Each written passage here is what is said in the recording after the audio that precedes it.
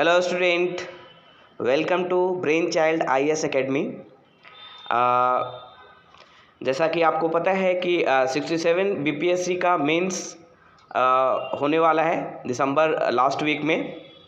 और BPSC mains के लिए सबसे इम्पॉर्टेंट है आपका आंसर राइटिंग, है ना। तो आप भी अपना आंसर राइटिंग स्टार्ट कर दें। यहाँ पे मैं एक क्वेश्चन आपके साथ डिस्कस करूँगा और उसका एक आंसर है ना।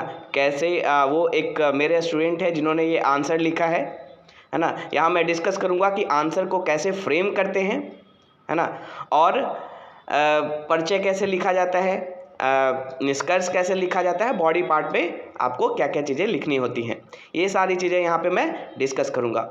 यहाँ जैसा कि आप देख रहे हैं यहाँ पे स्क्रीन पे, ये जो क्वेश्चन है वो GS पेपर 2 में, है ना, GS पेपर 2 का है ना। ज्योग्राफी पार्ट से ये क्वेश्चन है।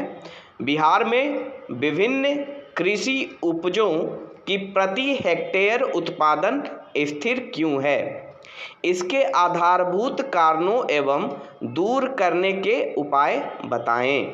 ठीक है, तो क्वेश्चन अब जैसा कि दिख रहा है कि GS पेपर 2 से है और एग्रीकल्चर से क्वेश्चन पूछा गया है, कृषि से है, जो कि ज्योग्राफी का पार्ट है। इस टाइप के क्वेश्चन एक आध क्वेश्चन आता ही है जो कि कृषि से रिलेटेड होता है ना।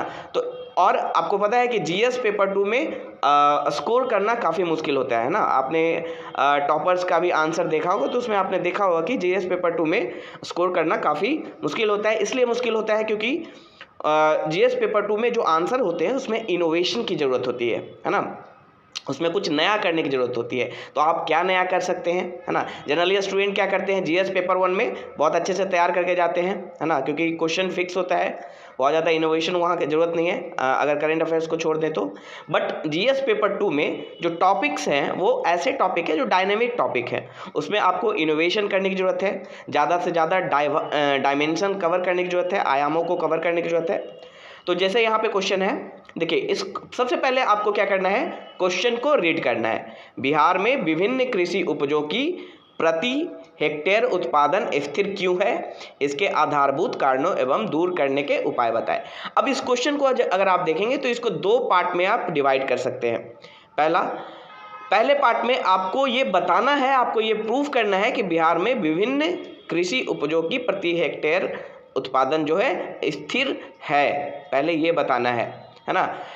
कैसे है, तो आपको यहाँ पे डेटा देना है, डेटा प्रोवाइड करना है। उस डेटा के आधार पे, सर्वे के आधार पे आपको बताना है कि बिहार में विभिन्न कृषि उपजों की प्रति हेक्टेयर उत्पादन स्थिर है। उसके बाद उसके आधारभूत कारणों पे चर्चा करेंगे और उसको दूर करने के उपाय भी यहाँ पे आप बताएंगे। तो किसी भी आंसर का 3 पार्ट होता है, जैसा कि इन्होंने लिखा है, जो वन ऑफ माय स्टूडेंट है, मेरे एक स्टूडेंट है जिन्होंने यहाँ पे ये आंसर लिखा है और काफ़ी इम्प्रेसिव आंसर है। कुछ कमियां हैं जो मैंने हाईलाइट यहाँ पे किया है और मैं आपके साथ भी डिस्कस करूँगा क्या कमियां हैं यहाँ पे। लेकिन मोर और लेस जो आंसर लिखा गया बहुत ही अच्छे, उसका स्ट्रक्चर जो संरचना है काफ़ी अच्छा है और जो कंटेंट जो इन्होंने प्रोवाइड किया है वो भी काफ़ी प्रभावशाली है और भाषा शैली भी बहुत अच्छी है इनकी। तो यहाँ आप इनसे सीख सकते हैं, एग्जाम्पल ले सकते हैं। देखिए, इन्होंने लिखा है, किसी भी अर्थव्यवस्था का आधार कृषि और उससे संबंधित क्षेत्र है। यदि हम बिहार की बात करें तो बिहार कृषि प्रधान राज्य है। राज्य की लगभग 74% श्रम शक्ति अपनी जीविका के लिए कृषि और इससे संबंधित क्षेत्रों पर निर्भर है। ठीक है, तो ये बहुत ही अच्छा स्टार्ट किया इन्होंने। एक इंट्रोडक्शन, जो परिचय होता है वो कॉन्टेक्स्ट को बताता है, मतलब जो बैकग्राउंड को बताता है। जैसे यहाँ पे कृषि उपजों की बात हो रही है, कृषि की बात हो रही है, तो उसके बैकग्राउंड को बताएंगे, खासकर बिहार में, कि बिहार में कृषि की क्या स्थिति है ना। तो यहाँ पे इन्होंने दिखाया है कि बिहार में बिहार एक कृषि प्रधान राज्य है ना। मेन ऑक्यूपेशन हमारा क्या है, प्राइमरी सेक्टर है, बिहार में कृषि है और राज्य की लगभग 74% श्रम शक्ति जो है वो कृषि पे आधारित है, अपनी जीविका के लिए कृषि पे आधारित है। तो ये कृषि के महत्व को बता रहा है। तो परिचय में आपको क्या करना है, कृषि, ये हम डिस्कस क्यों कर रहे हैं क्वेश्चन, क्योंकि कृषि हमारे लिए इंपॉर्टेंट है, इसलिए उसके महत्व को हम बता दिए यहाँ पे। उसके बाद लेकिन इसके बावजूद हम देखें तो अत्यधिक श्रम शक्ति के लगने शुद्ध बुआई क्षेत्र में वृद्धि तो हुई, लेकिन कृषि उपजों की प्रति हेक्टेयर उत्पादन, जिसे हम उत्पादकता कहते हैं, में अपेक्षित वृद्धि नहीं हुई है।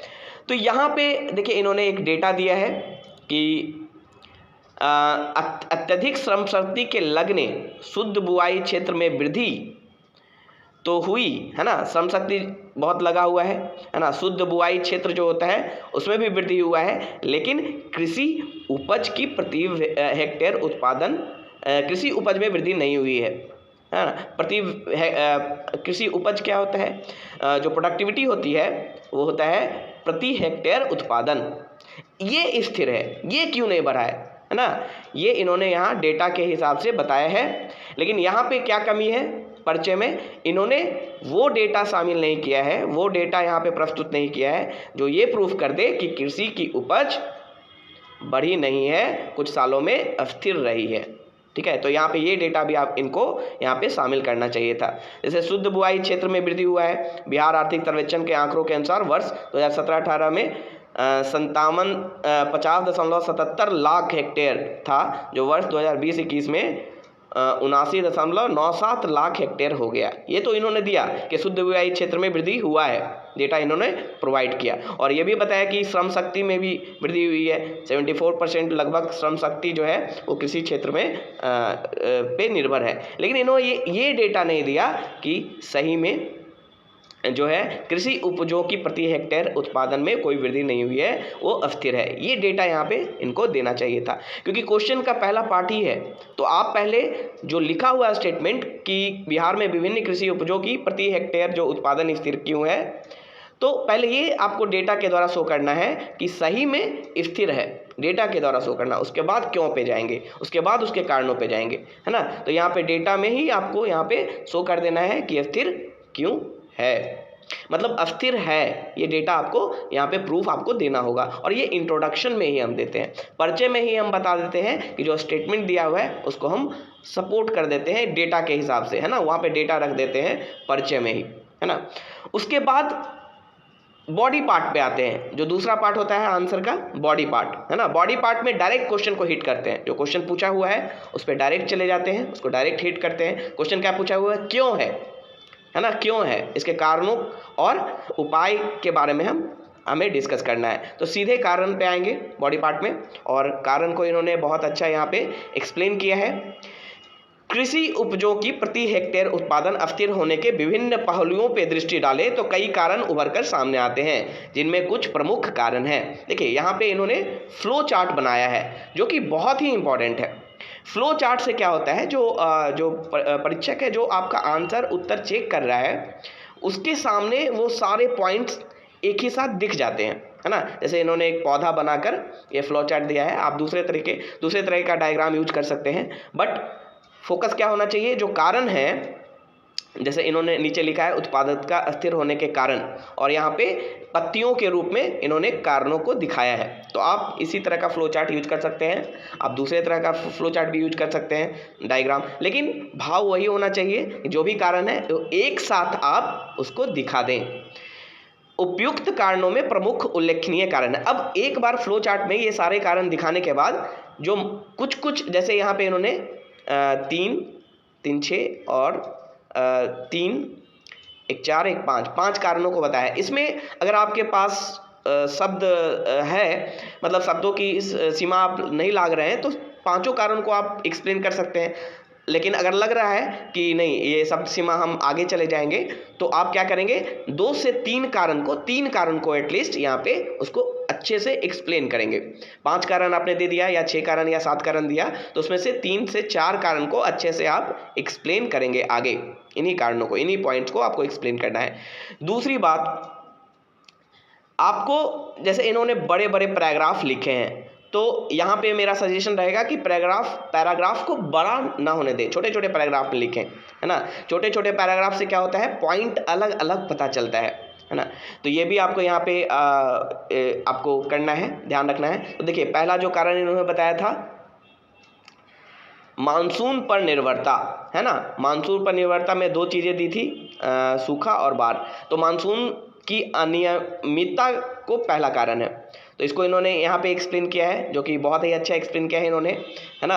और एग्जाम्पल के साथ आपको देना है कि 2022 में क्या हुआ, 12 जिलों को बाढ़ग्रस्त घोषित किया गया, और उसमें भी जो लेटेस्ट एग्जाम्पल हो उसको आपको यहाँ पे डालना है। तो बहुत अच्छा लिखा है इन्होंने, एक्सप्लेन किया है इस कारण को, बस पैराग्राफ को छोटा रखना है ना, ताकि वो ज़्यादा से ज़्यादा पॉइंट, अगर देखिए एक हेडिंग के अंदर जैसे मानसून की अनियमितता के अंदर ही आपको अगर 2 से 3 पॉइंट लिखने हैं तो अलग अलग पैराग्राफ यूज करें, या तो उसको पॉइंट में लिखें या तो अलग अलग पैराग्राफ यूज करें अलग अलग पॉइंट के लिए, और पैराग्राफ को छोटा रखें, ठीक है।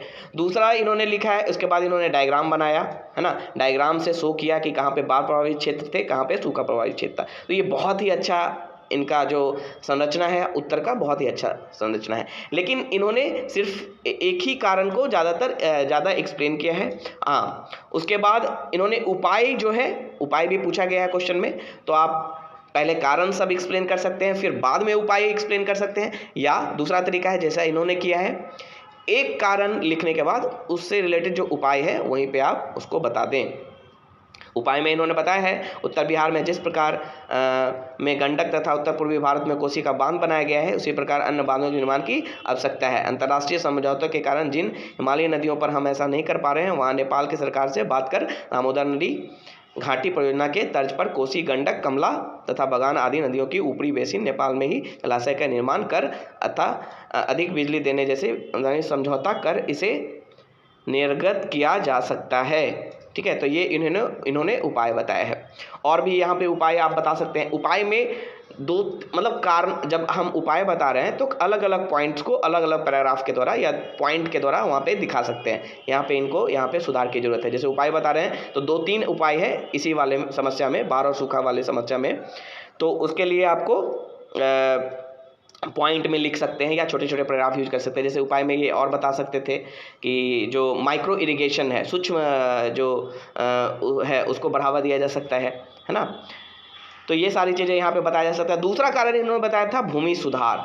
तो भूमि सुधार पे भी इन्होंने एक डायग्राम बनाया है, बहुत अच्छा एक्सप्लेन किया है यहाँ पे, है ना। उपाय में भी इन्होंने बहुत अच्छा बताया है ना। फिर है तीसरा बताया इन्होंने अत्यधिक खाद्य पदार्थों पर निर्भरता। ये भी बहुत अच्छा पॉइंट है, बहुत अच्छा से ग्राफ बना के इन्होंने बताया है। उपाय भी यहाँ पे सुझाया है। एक बहुत ही महत्वपूर्ण कारण जो इन्होंने नहीं बताया है वो है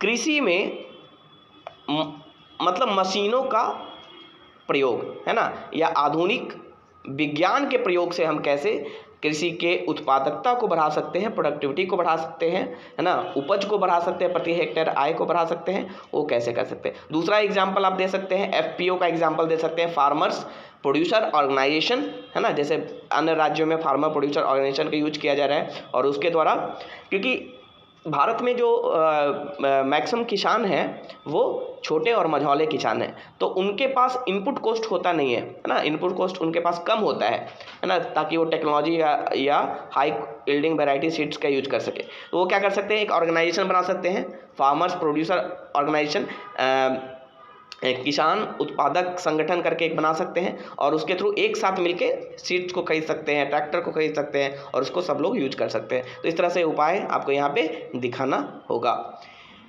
निष्कर्ष में आपको लिखना है कि हाँ उपज जो है अस्थिर है। देखिए निष्कर्ष होता क्या है, निष्कर्ष में हम जनरली फ्यूचरिस्टिक यानी भविष्यवादी चीज़ें लिखते हैं, और पॉजिटिविस्टिक भी रहना है आपको, है ना, सकारात्मक सोच के साथ लिखना है कि हाँ अभी स्थिर है, ठीक है। इन आंकड़ों के आधार पे हम बोल सकते हैं कि स्थिर है, बट हम कई सारे प्रयास किए जा रहे हैं, कई सारे कदम उठाए जा रहे हैं सरकार के द्वारा। 7 निश्चय 2 कदम उठाए गए बिहार सरकार के द्वारा, है ना, जिससे हम उपज को बढ़ाने की दिशा में हम कार्य कर रहे हैं, है ना। इस तरह से आप चीज़ें भविष्यवादी करके उसको निष्कर्ष में लिख सकते हैं। इन्होंने क्या लिखा है, वैज्ञानिक खेती द्वारा खाद्य पदार्थों पर अधिक निर्भरता तथा मानसून की अनियमितता को नियंत्रित किया जा सकता है। भूमि सुधार जैसे कारण को संपादित को बढ़ाया जा सकता है। पंजाब जैसे राज्यों से बहुत ज़्यादा उर्वर भूमि बिहार की है। इन उपायों को करके बिहार न केवल अपना और देश का पेट भर सकता है बल्कि देश के विकास को अपना योगदान बढ़ा सकता है। बिल्कुल, ये फ्यूचरिस्टिक भविष्यवादी इन्होंने लिखा है निष्कर्ष को। यदि उल्लेखनीय उपायों को अपनाया जाए तो उत्पादकता में अंकगणित नहीं बल्कि ज्यामितीय वृद्धि होगी। बहुत अच्छा लिखा है इन्होंने निष्कर्ष। यहाँ पे निष्कर्ष में एक और जोड़ सकते हैं कि हरित क्रांति जो सेकेंड ग्रीन रिवोल्यूशन आने वाला है ना, हरित क्रांति 2 जो आने वाला है वो भी बहुत ही कारगर साबित होगा कृषि के उपज को बढ़ाने में बिहार में। ठीक है, तो इस तरह से आपको आंसर को फ्रेम करना है, परिचय, बॉडी पार्ट और निष्कर्ष। यहाँ पे निष्कर्ष करके लिखने की जरूरत नहीं है, मतलब निष्कर्ष लिखने की जरूरत नहीं है। वो आप जो लिखेंगे निष्कर्ष में उसे जो एग्जामिनर है वो समझ जाएगा कि हाँ ये निष्कर्ष लिखा गया है ना। तो इस तरह से आंसर आपको लिखना है। देखिए हमारे यहाँ एक मैं ब्रेन चाइल्ड IAS एकेडमी में एक आंसर राइटिंग सेशन चलाया जा रहा है ना। आंसर राइटिंग सेशन के द्वारा, है ना, आपके आंसर्स को रिव्यू की जा रही है, आपको बताया जा रहा है कि कैसे क्या लिखना है, जो भी कमियां हैं उसको हाईलाइट किया जा रहा है ना। और डेली 2 आंसर्स लिखने को दिया जाता है और उस पर रिव्यू होता है, डिस्कशन होता है। तो आप भी इस आंसर राइटिंग सेशन से जुड़ सकते हैं। आंसर राइटिंग सेशन से जुड़ने के लिए आप 7827446328 पे कॉल कर सकते हैं या व्हाट्सअप कर सकते हैं। ठीक है, और इस तरह से आप जुड़ सकते हैं। आगे भी मैं जो मेरे जो अन्य विद्यार्थी हैं जिन्होंने अच्छे आंसर लिखे हैं उनको मैं आपके साथ शेयर करूंगा और उस पर हम लोग डिस्कस करेंगे ताकि कई लोगों को इससे फ़ायदा मिल सके। Thank you.